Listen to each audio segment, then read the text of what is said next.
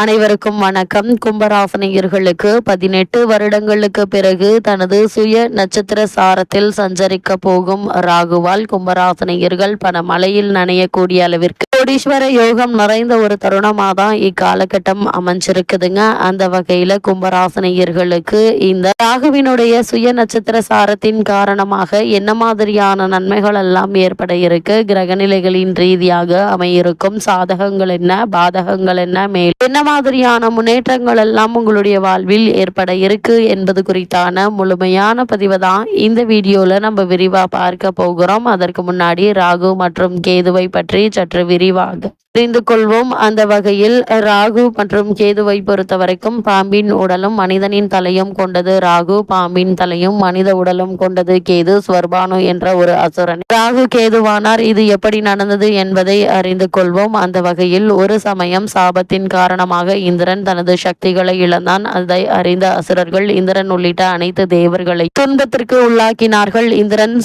சாபம் வழங்கிய துர்வாச முனிவரை சந்தித்து சாப விமோசனம் வேண்டி நிற்க, அவரோ நீ மகாவிஷ்ணுவை நினைத்து தவம் செய்து அவரிடம் உனது சாபத்தை பற்றி கூறி விமோச்சனம் கேள் என்றார். துர்வாஸ் முனிவர் சொன்னது போலவே இந்திரன் மகாவிஷ்ணுவை நினைத்து தவம் இயற்றினான். மகாவிஷ்ணுவிடம் தங்களை அசுரர்களிடமிருந்து காத்து அருளுமாறு வேண்டிக் கொண்டான். திருப்பார்கடலை கடைந்தால் அதிலிருந்து அமுதம் உண்டாகும் என்றும் அதை அருந்துபவர்களுக்கு மரணம் கிடையாது என்றும் அசுரர்களிடம் தெரிவியுங்கள். இதை கேட்கும் அவர்கள் உடனே இதற்கு சம்மதிப்பார்கள். அசுரர்களின் உதவியோடு பார்க்கடலை கடையும் பணியை துவங்குங்கள் என்றார் மகாவிஷ்ணு பார்க்கடலை எவ்வாறு கடைவது என்பதையும் இந்திரனுக்கும் தேவர்களுக்கும் தெரிவித்தார். இந்திரன் அசுரர்கள் அழைத்து பார்க்கடலை கடையும் விஷயத்தை தெரிவித்தான். திருமால் குறிப்பிட்ட மந்தார மலையை தேவர்களும் அசுரர்களும் சேர்த்து தூக்கி பார்க்கடலில் நிறுத்தினார்கள். வாசுகி என்ற மிக பெரிய பாம்பை அழைத்து அதை அம்மலையை சுற்றி கயிறு போல சுற்றினார்கள். பார்க்கடலை கடைய தேவையான மத்தும் கயிறும் தயாராகிவிட்டது. திருமால் ஆணையிட பார்க்கடலை கடையும் பணி ஆரம்பமானது. மிகுந்த சிரமப்பட்டு தேவர்களும் அசுரர்களும் பார்க்கடலை கடைந்தார்கள். பார்க்கடலுக்குள்ளிருந்து காமதேனு என்ற பசு வெளியானது. தொடர்ந்து கற்பக விருட்சம் வெளியானது. பின்னர்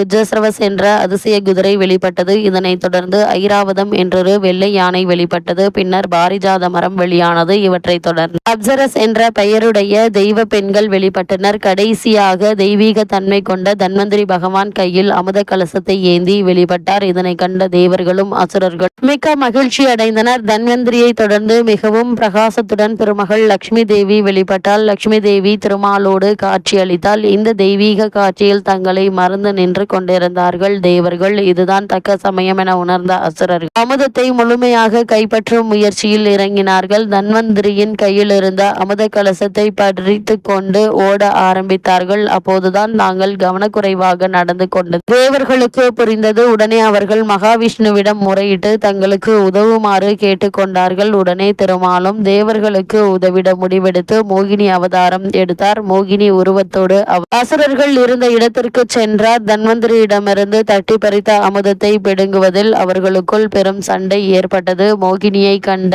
அசுரர்கள் அவள் அழகில் மயங்கி அமுதத்தை மறந்தார்கள். ஒரு விஷயத்தை நீங்கள் உணர வேண்டும். இந்த அமுதத்தை எடுத்ததில் தேவர்களுக்கும் பங்குண்டு. அவர்களுக்கு தராமல் நீங்கள் மட்டும் மருந்தினால் இதன் முழு பயன் உங்களுக்கு கிடைக்காமல் போய்விடும் என்றார். மோகினியின் அழகில் மயங்கிய அசுரர்கள் அவள் எதை சொன்னாலும் கேட்கும் மனநிலையில் இருக்க மோகினி தேவர்களை அழைக்க அவர்கள் வந்தார்கள். தேவர் ஒரு புறமும் அசுரர்கள் மற்றொரு புறமும் அமர்ந்தார்கள். முதலில் மோகினி அமுதத்தை தேவர்களுக்கு கொடுக்க தொடங்கினால் அசுரர்களின் கவனம் எல்லாம் மோகினியின் அழகில் கிடந்தது. ஆனால் தேவர்களின் கவனம் முழுக்க முழுக்க அமுதத்தில் இருந்தது. அசுரர்களுக்கு அமிர்தத்தை தருவது ஆபத்தானது என்று எண்ணிய மோகினி தேவர்களுக்கு மட்டும் அமிர்தம் கிடைக்கும்படி செய்து கொண்டிருந்தால். மயக்கத்தில் இருந்ததால் அசுரர்களுக்கு இந்த சூழ்ச்சி தெரியவில்லை. அசுரர்களில் ஸ்வர்பானு என்ற ஒரு அசுரன் மோகினியின் சூழ்ச்சியை உணர்ந்து உடனே தேவர்களை போல தனது உருவத்தை மாற்றிக்கொண்டு சூரியனுக்கும் சந்திரனுக்கும் நடுவில் அமர்ந்தான். அவனை கவனிக்காத மோகினி ஸ்வர்பானுவிற்கு அமிர்தத்தை வழங்க அவனும் அதை உடனடியாக பருகிவிட்டான். இதை அறிந்து கொண்ட சூரியனும் சந்திரனும் ஸ்வர்பானு ஒரு அசுரன் என்பதை உடனடியாக மோகினிக்கு உணர்த்தினர். உடனே மகாவிஷ்ணு உருவத்தில் இருந்த மோகினி அமிர்தம் வழங்குவதற்காக வைத்திருந்த அகப்பையை கொண்டு ஸ்வர்பானுவின் தலையை துண்டித்தார். உடல் வேறு தலை வேறாக பிரிந்ததால் அமிர்தத்தை உண்ட காரணத்தினால் உயிர் பிரியாமல் இருந்தது. அமிர்தத்தை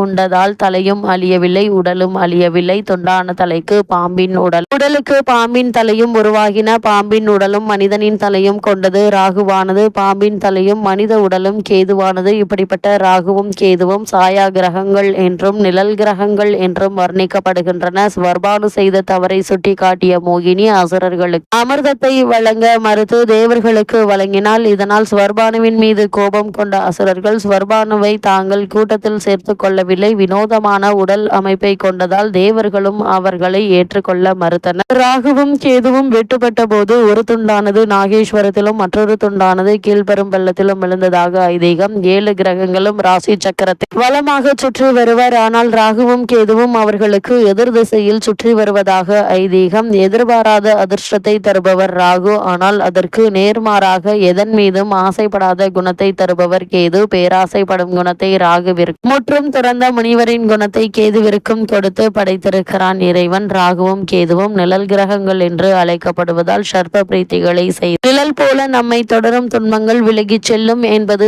ஐதீகம். அந்த வகையில் கும்பராசினியர்களுக்கு ராகுவினுடைய இந்த சுய நட்சத்திர சாரத்தின் காரணமாக என்ன மாதிரியான முன்னேற்றங்கள் உங்களுடைய வாழ்வில் ஏற்பட இருக்கு என்று பார்க்கும்போது, சதய நட்சத்திர காலில் தனது சுயசாரத்தில் ராகு பகவான் சஞ்சரிக்கும் போது உடல் நலன் திடீர் தொல்லை வரலாங்க. எதையும் திட்டமிட்டு உங்களால் செய்ய இயலாது. மனக்குழப்பம் அதிகரிப்பதற்கான வாய்ப்புகள் அதிகம் இருக்குதுங்க. மனக்குழப்பம் அதிகரிப்பது மட்டுமில்லாமல் இடமாற்றம், வீடு மாற்றம் நீங்கள் எதிர்பார்த்தபடி அமையாது. கடன் சுமை ஏற்படுவதற்கான வாய்ப்புகள் இருக்கு. அதனால் ஆரம்பத்திலிருந்து அனாவசிய செலவுகளை தவிர்த்து அவசிய செலவுகளை மட்டும் மேற்கொண்டு எதிர்காலத்திற்கென்று சேமித்து வைப்பதற்கான முயற்சிகளை மேற்கொள்வது நல்லது. பயணங்கள் அலைச்சல் இருக்குமே தவிர ஆதாயம் இருக்காது. அதனால் தேவையில்லாத பயணங்களை தவிர்ப்பது அவசியங்க. முன்கோபத்தின் காரணமாக பல நல்ல வாய்ப்புகளை இழக்க நேரிடும். பிள்ளைகளின் எதிர்காலம் பற்றிய கவலை அதிகரிக்குங்க. பிள்ளைகளுடைய கல்வி, வேலை அல்லது அவர்களுடைய திருமண சம்பந்தமான முயற்சிகளை நீங்கள் தாராளமாக மேற்கொள்ளலாம் என்பதையும் கிரகங்களுடைய சஞ்சார நிலைகள் மீண்டும் மீண்டும் உங்களுக்கு அறிவுறுத்தது. அதே போல் உத்தியோகஸ்தர்களுக்கு காரணமே இல்லாமல் மறுக்கப்பட்டு வந்த பதவி உயர்வு, ஊதிய உயர்வு, உத்தியோகத்தில் கிடைக்க வேண்டிய சலுகைகள் ஆகியவற்றை இப்போது நீங்கள் தாராளமாக எதிர்பார்க்கலாங்க. நல்ல ஒரு முன்னேற்றம் உங்களுடைய வாழ்வில் ஏற்படும். அது மட்டும் இல்லாமல் குடும்ப சூழ்நிலையை பொறுத்த வரைக்கும் பூர்வீக சொத்து சம்பந்தமான வழக்குகள் இருந்துச்சு அப்படின்னா அந்த வழக்குகள்ல சாதகமான தீர்ப்பு உங்களுக்கு கிடைக்க இருக்கு. உத்தியோக காரணமாகவோ அல்லது மற்ற காரணங்களுக்காகவோ குடும்பத்தை விட்டு பிரிந்திருந்தவர்கள் ஒன்று சேர இருக்கீங்க. அது மட்டும் இல்லாம இக்காலகட்டங்கள்ல தற்போது உங்களுக்கு நடைபெற்று வரும் தசாபுக்திகளின் அடிப்படையில் ஆடை ஆபரண சேர்க்கை ஏற்பட இருக்குதுங்க. ஒரு சிலருக்கு வீட்டிற்கு தேவையான விலை உயர்ந்த பொருட்களை வாங்கி மகிழும் யோகமும் உண்டு. வீடு வாங்குவது, மனை வாங்குவது சம்பந்தமான முயற்சிகளையும் தற்போது நீங்கள் தாராளமாக மேற்கொள்ளலாங்க. நல்ல ஒரு முன்னேற்றம் ஏற்படும். அது மட்டும் இல்லாமல் இக்காலகட்டத்தை பொறுத்த வரைக்கும் ஜென்மராகு நன்மைகளை வழங்க எதையும் யோசித்து செய்வது நல்லது. கொடுக்கல் வாங்கலில் கவனமாக இருப்பது அவசியங்க. வாழ்க்கை துணையோடு கொஞ்சம் அனுசரித்து செல்வது நல்லது. இடமாற்றம், வீடு மாற்றம் ஏற்படலாங்க. அது மட்டும் இல்லாம மிதுன குருவின் சஞ்சாரத்திற்கு பிறகு ஓரளவு நன்மைகள் நடைபெற தொடங்குங்க. தாய் ஆதரவு உண்டு. உடன்பிறப்புகள் உங்களுடைய முன்னேற்றத்திற்கு வழிவகுத்து கொடுப்பாங்க. பிள்ளைகளுடைய எதிர்கால கனவுகள் நனவாக கூடிய ஒரு தருணமாக தான் அமைஞ்சிருக்குதுங்க. இத்தருணங்கள்ல நீங்கள் என்ன மாதிரியான முயற்சிகளை நீங்கள் மேற்கொண்டாலும் நிச்சயம் அவற்றில் உங்களுக்கு வெற்றி கிடைக்கும் என்பதை கிரகநிலைகள் தெளிவாகவும் உறுதியாகவும் எடுத்து காட்டுதுங்க. கும்பராசினியர்களுக்கு கிரகநிலைகளின் ரீதியாக கூறப்படும் பரிகாரம் என்ன என்று பார்க்கும்போது, இக்காலகட்டத்தை பொறுத்த வரைக்கும் ஜென்மராகுவால் சிறப்புகள் வந்து சேருங்க. சப்தம கேதுவால் சஞ்சாரம் இல்லாத வாழ்க்கை அமையுங்க. ராகு கேதுக்களை முறையாக வழிபடுங்க. மேலும் சனிக்கிழமை தோறும் அனுமன் வழிபாடு உங்களுக்கு எண்ணற்ற நன்மைகளை ஏற்படுத்தி கொடுக்கும்.